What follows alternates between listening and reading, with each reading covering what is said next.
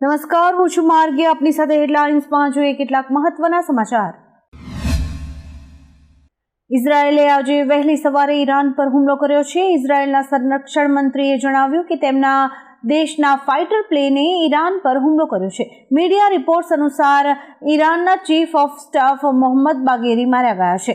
ઈરાનની રાજધાની તહેરાનમાં જોરદાર ધમાકા થયા છે અને એવું માનવામાં આવે છે કે ઈરાન તેનો જવાબ આપશે. ઇઝરાયેલના સંરક્ષણ મંત્રી કાત્ઝે દેશમાં ઇમરજન્સી જાહેર કરી દીધી છે. ઇન્દોરના રાજા રઘુવંશી હત્યાનો માસ્ટર માઇન્ડ સોનમનો પ્રેમી રાજ કુશવાહ હોવાનો ખુલાસો મેઘાલય પોલીસે આરોપીઓની પૂછપરછ બાદ કર્યો છે. રાજ કુશવાહે રાજા અને સોનમના લગ્નના 11 દિવસ પહેલા જ હત્યાનું આયોજન કરી લીધું હતું. હત્યા બાદ સોનમ 26 મેથી 8 જૂન સુધી ઇન્દોરમાં રહી હતી અને ત્યારબાદ તે રાજ સાથે ગાઝીપુર ગઈ હતી. અમદાવાદ વિમાન ક્રેશ થયાની ઘટનાના પડઘા હજી શાંત નથી થયા. આ વચ્ચે મુંબઈથી લંડન જઈ રહેલું એર ઇન્ડિયાનું વિમાન અડધે રસ્તેથી જ પાછું ફર્યું હતું. મુંબઈથી લંડન જતી એર ઇન્ડિયાની એક ફ્લાઇટ અધવચ્ચે જ પરત ફરી. વિમાન શા માટે પરત ફર્યું અને અચાનક રિટર્ન લેન્ડિંગ કેમ કરાયું તેનું કારણ હજુ સુધી સામે નથી આવ્યું. એક અહેવાલ મુજબ આજે સવારે મુંબઈથી લંડન જતી એર ઇન્ડિયાની ફ્લાઇટ AI-129 અડધે રસ્તેથી જ મુંબઈ પરત ફરી હતી. અમદાવાદ પ્લેન ક્રેશ દુર્ઘટના અંગે ચોંકાવનારો ખુલાસો થયો છે. દુર્ઘટનાગ્રસ્ત એર ઇન્ડિયાનું 12 વર્ષ જૂનું પ્લેન છેલ્લા 5 મહિનામાં 3 વખત ખામીગ્રસ્ત બન્યું હતું. કાલે ચોથી ખામીમાં પ્લેન ક્રેશ થયું. 70 દિવસ પહેલા એક ખામી સર્જાઈ હતી. તે પહેલા ફેબ્રુઆરી અને માર્ચમાં પણ આ પ્લેનમાં ખામી સર્જાઈ હતી. આ માહિતી સામે આવ્યા બાદ અનેક સવાલો ઉઠી રહ્યા છે. આજે સવારે 9:30 વાગે થાઇલેન્ડના ફુકેતથી દિલ્હી આવી રહેલી એર ઇન્ડિયાની ફ્લાઇટ નંબર AI-379નું ઇમરજન્સી લેન્ડિંગ કરવામાં આવ્યું. વિમાનમાં બોમ્બ હોવાની જાણ થતાં કાર્યવાહી કરાઈ હતી. આ વિમાનમાં કુલ 156 લોકો સવાર હતા. ભારતીય દૂતાવાસે ઈરાનમાં રહેતા ભારતીય નાગરિકો માટે એક એડવાઇઝરી જારી કરી છે. દૂતાવાસે કહ્યું છે કે ઈરાનની વર્તમાન પરિસ્થિતિને ધ્યાનમાં રાખીને ત્યાં રહેતા તમામ ભારતીય નાગરિકો અને ભારતીય મૂળના લોકોને વિનંતી છે કે તેઓ સતર્ક રહે, બધી બિનજરૂરી પ્રવૃત્તિઓને ટાળે, દૂતાવાસના સોશિયલ મીડિયા એકાઉન્ટ્સને ફોલો કરે અને સ્થાનિક અધિકારીઓ દ્વારા સલાહ આપવામાં આવેલ સલામતી પ્રોટોકોલનું પાલન કરે. ઇઝરાયેલ અને ઈરાન વચ્ચેનો તણાવ હવે ખતરનાક વળાંક પર પહોંચી ગયો છે. ઇઝરાયેલના હુમલા બાદ હવે ઈરાને પણ વળતો હુમલો કર્યો છે. ઇઝરાયેલી સેના અનુસાર ઈરાને ઇઝરાયેલ તરફ લગભગ 100 ડ્રોન છોડ્યા છે. સેના તેમને રોકવા માટે કામ કરી રહી છે. આપણા ગુજરાતને કોની નજર લાગી? આ સવાલ અત્યારે ગુજરાતમાં રહેતા દરેક વ્યક્તિના મનમાં ઉદ્ભવ્યો હશે, કારણ કે ગુજરાતમાં છેલ્લા અમુક વર્ષોમાં થયેલી મોટી દુર્ઘટનામાં અનેક લોકોના જીવ ગયા છે. 2019માં સુરતના તક્ષશિલા અગ્નિકાંડમાં 22, 2022માં મોરબી દુર્ઘટનામાં 135, 2024માં વડોદરાના હરણી તળાવમાં 14 અને 2024માં રાજકોટ ગેમ ઝોન અગ્નિકાંડમાં 26 લોકોના મોત થયા હતા. ત્યારબાદ 2025માં અમદાવાદ પ્લેન ક્રેશ ઘટનામાં 241 લોકોના મોતની પુષ્ટિ થઈ છે અને હજી પણ મૃતકોને શોધાઈ રહ્યા છે. ગઈકાલે પ્લેન ક્રેશ થવાની દુર્ઘટનામાં એક મુસાફર સિવાય તમામ મુસાફરો બળીને ભડ્થું થઈ ગયા હતા. પ્લેનના તમામ પાર્ટ્સ પણ મળીને ખાક થઈ ગયા હતા. આવામાં હવે સોશિયલ મીડિયામાં ઘટનાને લઈને એક વિડીયો વાયરલ થયો છે, જેમાં દાવો કરાયો છે કે બધું જ બળીને ખાક થઈ ગયું છે, પણ ગીતા જે પ્લેનમાં મોજૂદ હતી તે ગીતાનું એક પણ પેજ પણ બળ્યું નથી કે તેને કોઈ નુકસાન પણ થયું નથી. આ વિડીયો વાયરલ થયા બાદ લોકો અલગ અલગ કમેન્ટ્સ કરી રહ્યા છે અને આ ઘટનાને એક ચમત્કાર ગણાવી રહ્યા છે.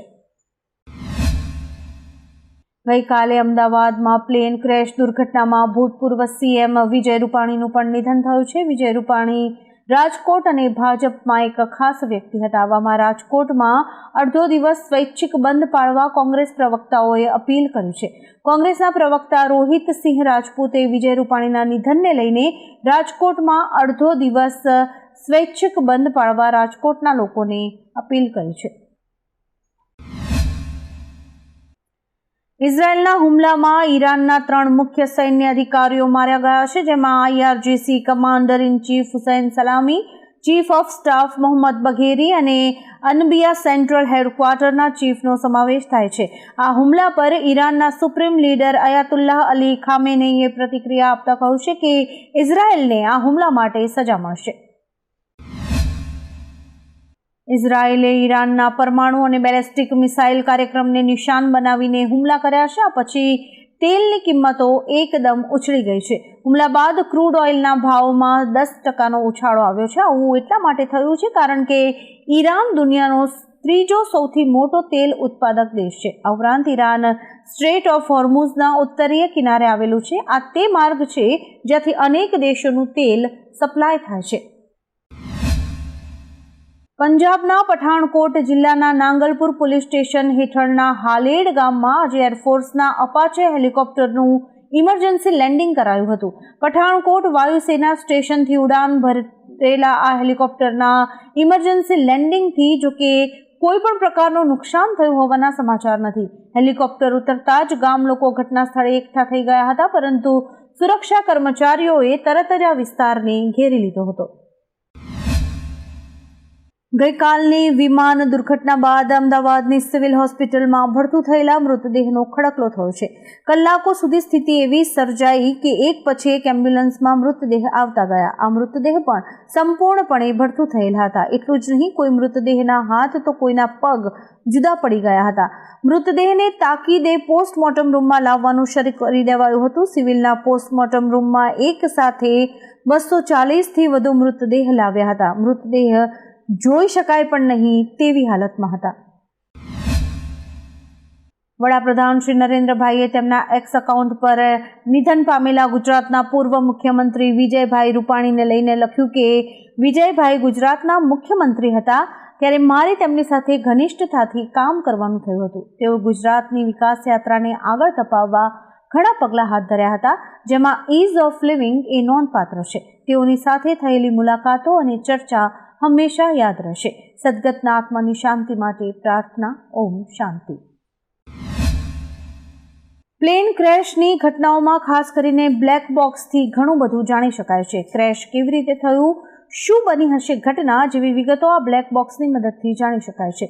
માહિતી અનુસાર સાઇટ પરથી હવે બ્લેક બોક્સ મળી આવ્યું છે. ડાયરેક્ટર જનરલ એવિએશન ટીમને આ બ્લેક બોક્સ મળ્યું છે.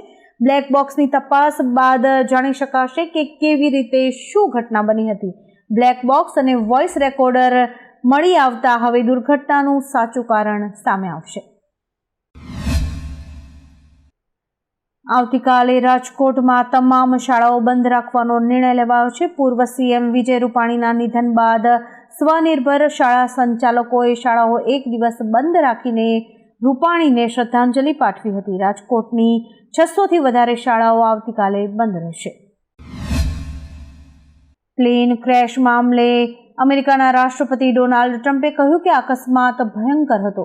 ભારત એક મજબૂત દેશ છે અને મને ખાતરી છે કે તેઓ તેને સંભાળી લેશે, પરંતુ અમે ગમે તે મદદ કરવા તૈયાર છીએ. કોઈને ખબર નથી કે તે શું હોઈ શકે છે. વિમાન ખૂબ સારી રીતે ઉડી રહ્યું હોય તેવું લાગતું હતું. એવું લાગતું જ ન હતું કે કોઈ વિસ્ફોટ થયો છે, પરંતુ એવું લાગતું હતું કે એન્જિન પાવર ગુમાવી રહ્યું છે. આ ઉડ્ડયન ઇતિહાસના સૌથી ખરાબ અકસ્માતોમાંનું એક છે. ગઈકાલે અમદાવાદમાં બનેલી વિમાન દુર્ઘટનાને લઈને એક મોટું અપડેટ સામે આવ્યું છે, જેમાં પ્લેનનું લોકેટર ટ્રાન્સમીટર મળી આવ્યું છે. અમદાવાદ મહાનગરપાલિકાની ફાયર ટીમે તેને શોધી કાઢ્યું છે.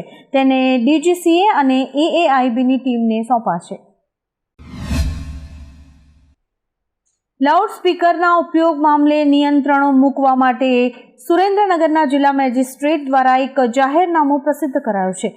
જાહેરનામા અનુસાર ચૂંટણી પ્રચાર સમયે લાઉડસ્પીકરનો ઉપયોગ કરવા સક્ષમ અધિકારી પાસેથી પરવાનગી લેવી ફરજિયાત છે. તેમજ વગાડવાનો સમય પણ સવારે 8થી રાત્રે 10 વાગ્યા સુધીનો રહેશે. આ સિવાય જાહેરનામું 27 જૂન સુધી અમલમાં રહેશે.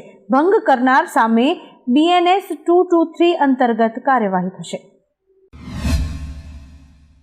ગઈકાલે ક્રેશ થયેલા પ્લેનમાંથી રોકડ રકમ અને સોનાના દાગીના મળી આવ્યા હોવાના સમાચાર છે. રેસ્ક્યુ ટીમ અનુસાર કાટમાળમાંથી બ્રિટિશ પાસપોર્ટની સાથે બીજા 8 થી 10 જેટલા અલગ અલગ મુસાફરોના પાસપોર્ટ મળ્યા છે. આ સિવાય 80 થી 90 તોલાની જ્વેલરી મળી છે. દુર્ઘટના સ્થળેથી 80 થી 90 હજાર રોકડ રકમ પણ મળી આવી છે. આ તમામ વસ્તુઓ સરકારી દફતરમાં જમા કરાવાઈ છે.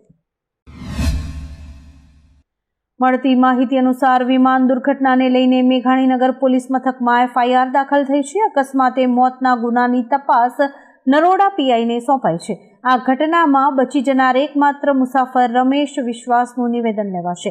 ફ્લાઇટની ટિકિટ ઇસ્યુ કરનારના નિવેદન લેવાશે. પેસેન્જર ચેકિંગ અને ટિકિટ કાઉન્ટરના સ્ટાફના પણ નિવેદન લેવાશે. આવનારા સમયમાં કોઈ પણ એજન્સીને તપાસ સોંપાઈ શકે છે. આવા જ કેટલાક રસપ્રદ સમાચારો નિહાળવા માટે અમારી YouTube ચેનલને લાઇક, શેર અને સબસ્ક્રાઇબ કરો અને જોતા રહો હેડલાઇન્સ.